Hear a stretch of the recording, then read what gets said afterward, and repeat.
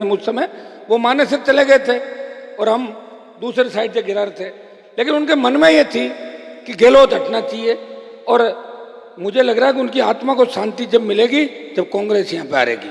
उनका बेटा गलत ट्रैक पे चला गया और कांग्रेस का टिकट ले लिया, इसलिए गहलोत साहब बार बार आ रहे हैं कि कहीं लोगों को शक नहीं हो जाए भाई क्या कर रहे हैं क्या नहीं कर रहे हैं। तो 3 राउंड यहाँ के काट लिए।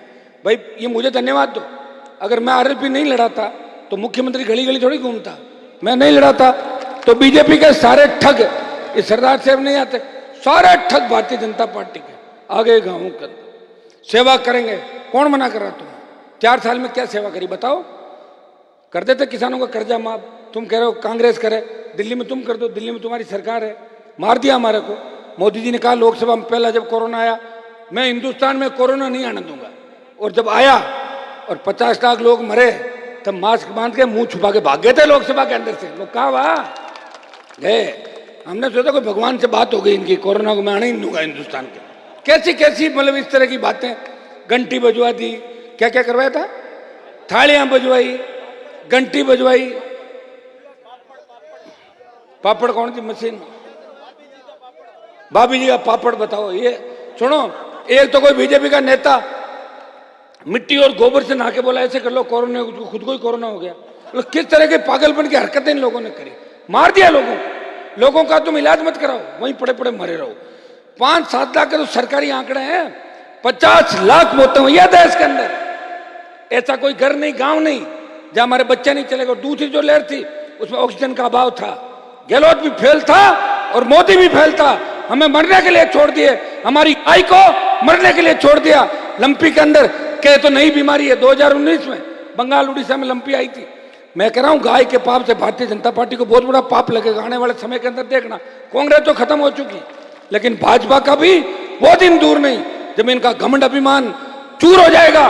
पहले किसानों को मारा, 3 बिल लाए, फिर थूक के चाटा। और भाइयों जब किसान तकलीफ में था देश का, तब आपका एमपी नहीं आया था किसान के लिए।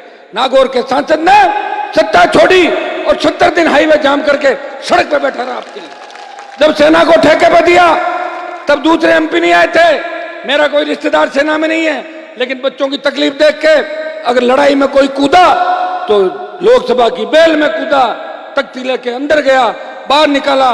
जोधपुर में 2 लाख जवानों की रैली करके कहा मोदी जी हम किसान के बेटे हैं, किसानों ने आपको थकाया था, अब हम आ रहे हैं, रेजिमेंट खत्म नहीं होने देंगे, अग्निपथ को वापस लेना ही पड़ेगा। राजस्थान को विशेष राज्य के दर्जे की बात करी, सरदार शहर में खेत के सिंचाई की बात करी, सरदार शहर के विकास की बात करी, और राजस्थान का सम्मान देश में बढ़ाया। और राजस्थान में गहलोत वसुंधरा के गठबंधन को तोड़ने की बात करी। जब कोई बहन बेटी चीख पुकार करती है, कोई गरीब इंसाफ के लिए न्याय के लिए पुकार करता है, तो नागौर का सांसद उसे न्याय दिला। कल जब गहलोत आया था, एक किसान टावर पर चढ़ गया था, घर से फोन आया कि भाई जी दादाजी टावर पे चढ़ गया। मैंने कहा बेटा चिंता मत कर। मैंने आईजी को कहा और एक अपील करी उसी टाइम।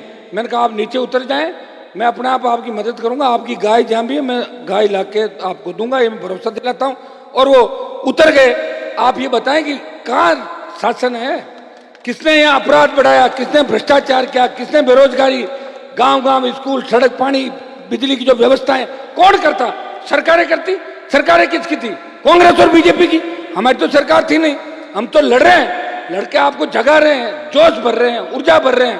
पूरी जवानी मैं मंत्री बनता 3 के अंदर, लगातार 20 साल मंत्री रहता, संतरी बन के आपकी सेवा कर रहा हूं। मुझे पता है कि आपको जगाने के लिए कोई लोक देवता नहीं आएंगे, आपके बीच अवतार नहीं लेंगे। जय कार्य के साथ मेरे भाइयों को मैं आगे सत्ता के शिखर पर